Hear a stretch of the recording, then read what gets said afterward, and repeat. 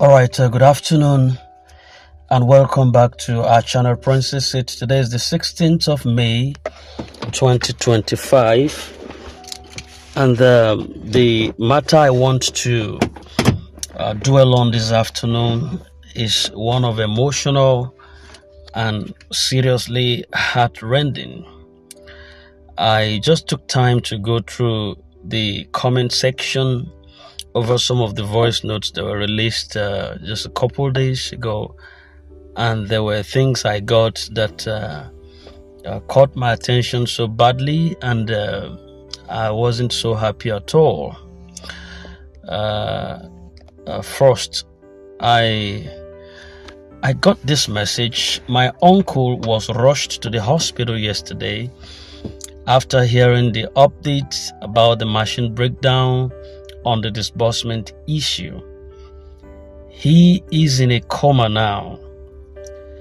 Then another person also said, honestly, God saved me because of high blood pressure. 2 people had a stroke yesterday because of the news and are still in the hospital.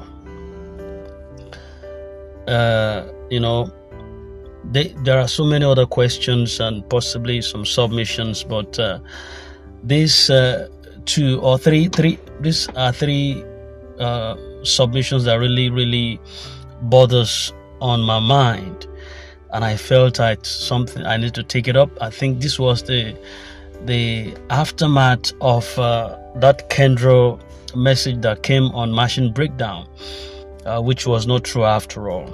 Okay, I believe that this is more than just a delay. This is more or less like a human tragedy.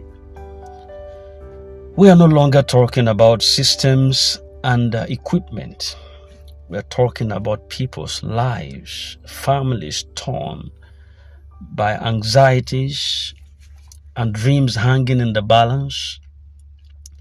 And this is why it's so important for those who are responsible for the grant or the disbursement to realize the weight of their words and actions. Every false promise or misleading update doesn't just break trust, it breaks hearts.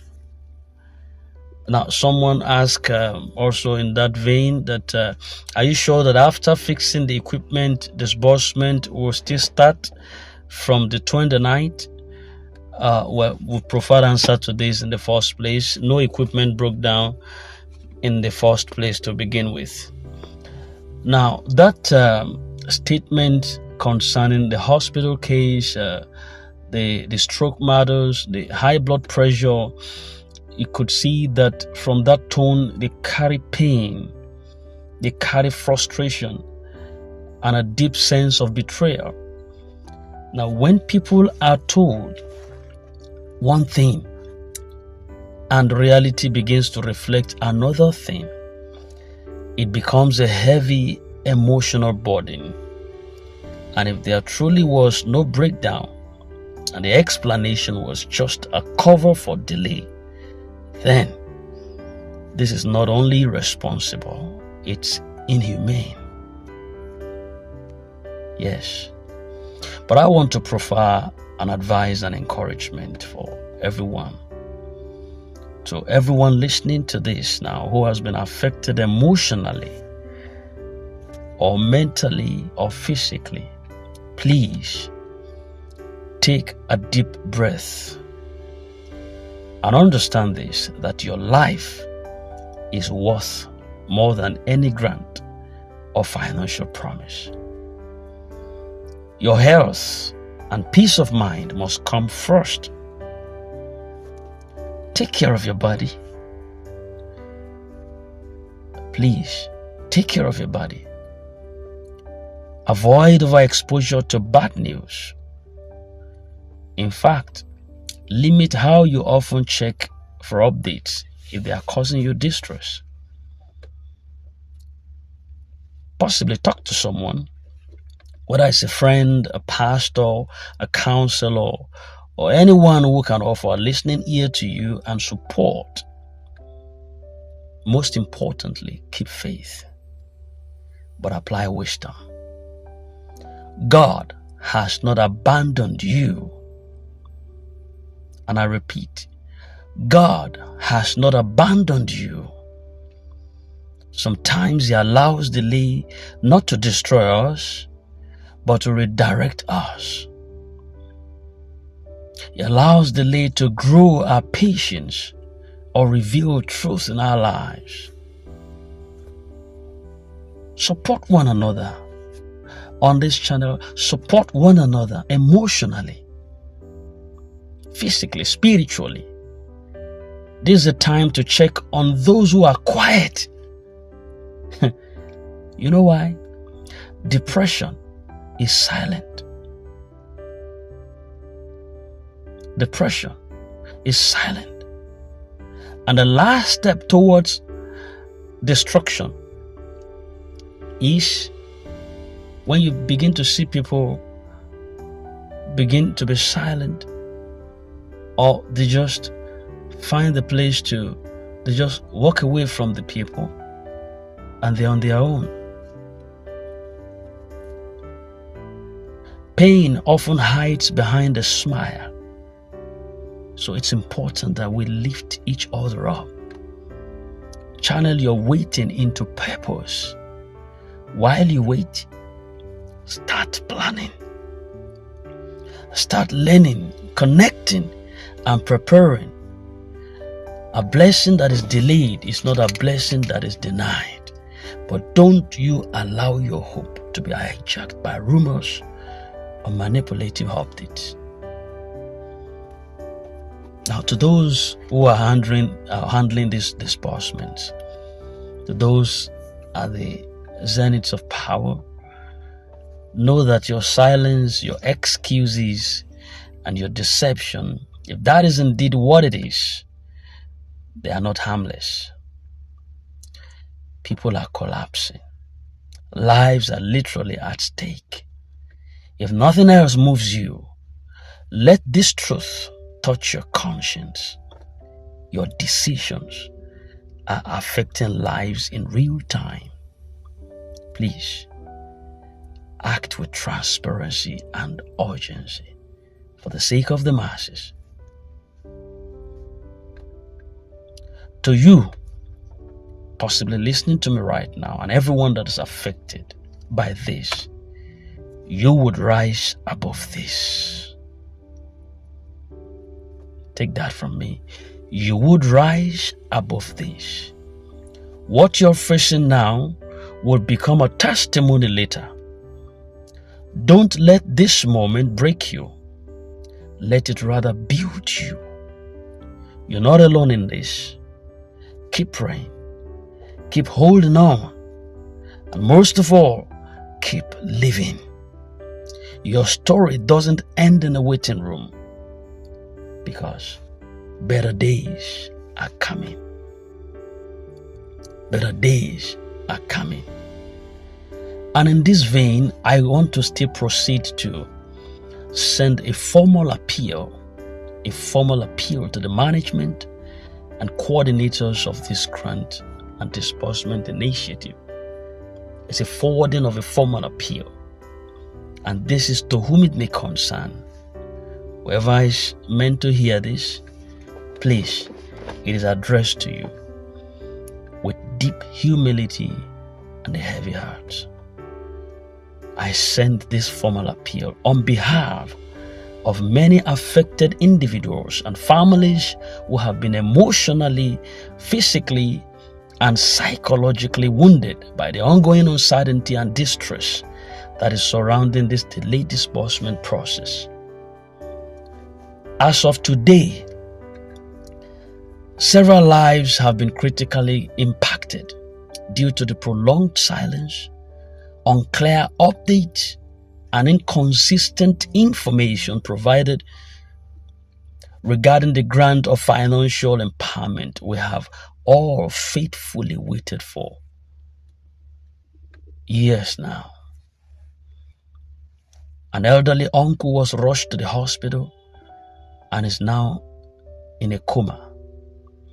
After receiving news about the supposed machine breakdown, another beneficiary narrowly survived a high blood pressure due to emotional shock.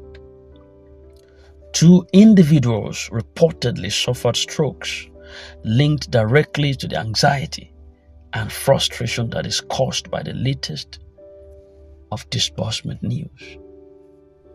These are not just rumors or numbers, they are human lives. They are dreams and destinies hanging in the balance. This situation has far surpassed financial delay. It is now a full-blown public health concern that demands both empathy and immediate accountability.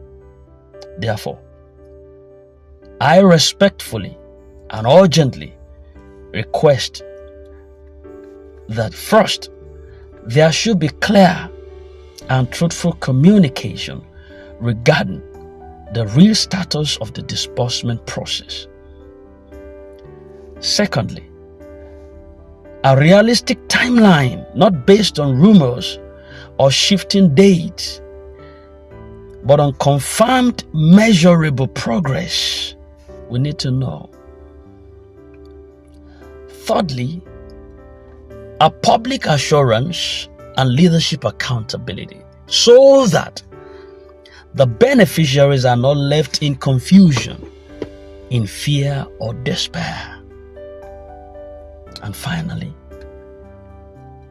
we demand emotional consideration for the thousands of people whose mental health and well-being depend on the outcome of this long-standing promise.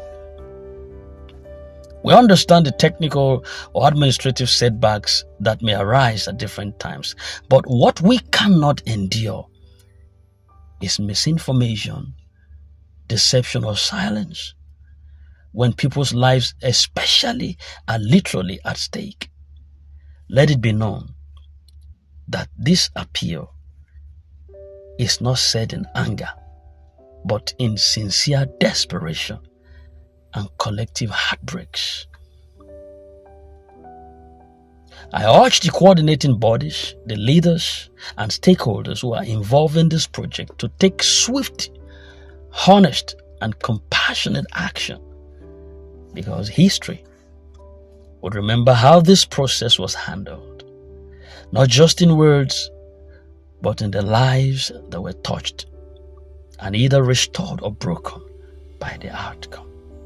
Please, let integrity lead the way forward. Respectfully. This is coming from Princess It's channel on the behalf of concerned and affected beneficiaries. Thank you very much. And that takes me to some other questions that were also raised from the channel. This is Samuel Gabriel, who says, this thing is becoming unbelievable. In 2020, federal government disbursed palliatives to staff of private school in just one push for 3 months. Why is this taking so much excuses? The big boys' disbursement didn't have a hitch. Why the masses' time? This is serious. If you ask me somewhere, now who I go ask? The matter of concern. I can't explain. See, your guess is as good as mine. And why does it have to come to the masses? We hear of alleged plunging into the treasury and taking funds to be taken to be restored back. Don't forget that we had something like that some months ago also, that the treasury was plundered and returned back.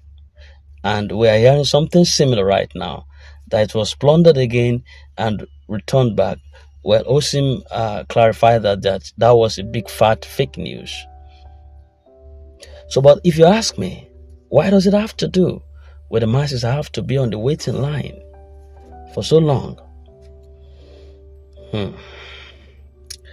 Okay, let's pick another person there.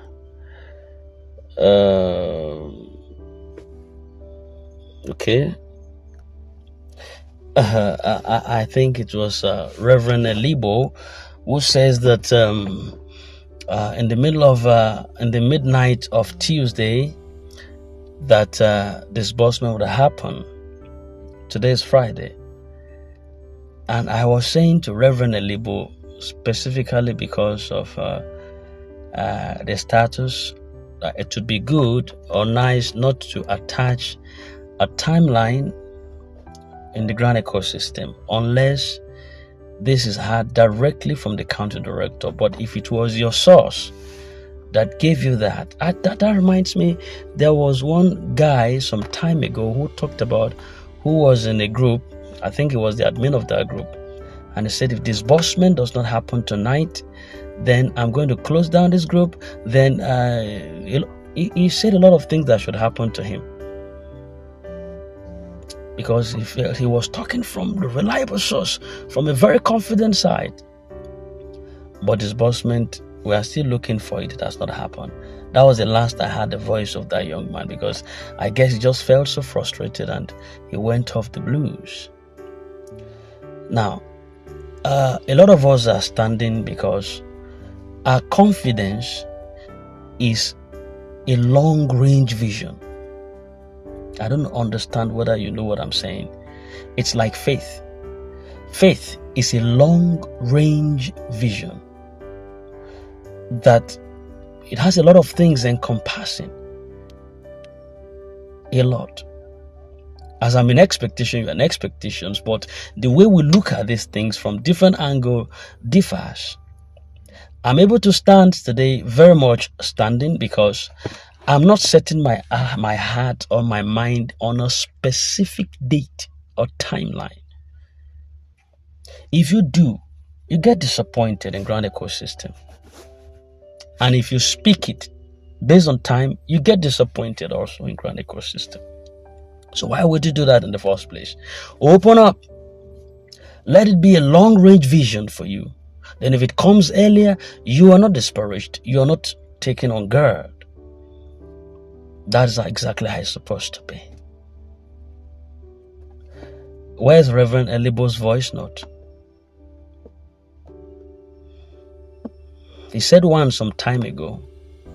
We glossed over it. He said another one now. It has not happened. What is the third one that is coming? We should have learned our lessons by now, that when it comes to the ground ecosystem, predictions are to be done with precision and wisdom. If possible, don't predict at all.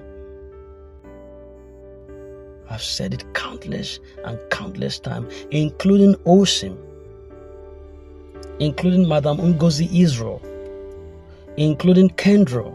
You don't have to give so date. We're working over it. It's going to come soon. God will make it to come, and that right early. But the processes are in top gear. You've passed your message, and that is all there is to it. People are in expectation, fine. But certain timeline is more devastating. See the number of people that had to go to the hospital. It's not funny. No, it's not funny. It's not funny at all. Also, I don't know what else to say, but honestly, let the will of God be done. Whatever excuse right now are not so much of an excuse. There are things that we already preempted that possibly might come. And we're just praying for grace to hold on until the very end, especially for those who are suffering or those who couldn't afford their hospital bills or their house rent bills and the rest of them like that. Just for the sake of them, let these days be shortened. Let these days be shortened. Yes. All right. So I just felt it was necessary for me to take these questions, and we still have a lot of them, but some of them have been answered, especially based on the system breakdown. They've all been answered in one piece, so there's no point glossing over everything again. All right. So we will definitely get much better update before the nightfall, I suppose. So keep yourself intact, keep yourself unperturbed. God is going to help us, and that right early. Until we come your way again, do have a very blessed Friday ahead of you, and bye for now.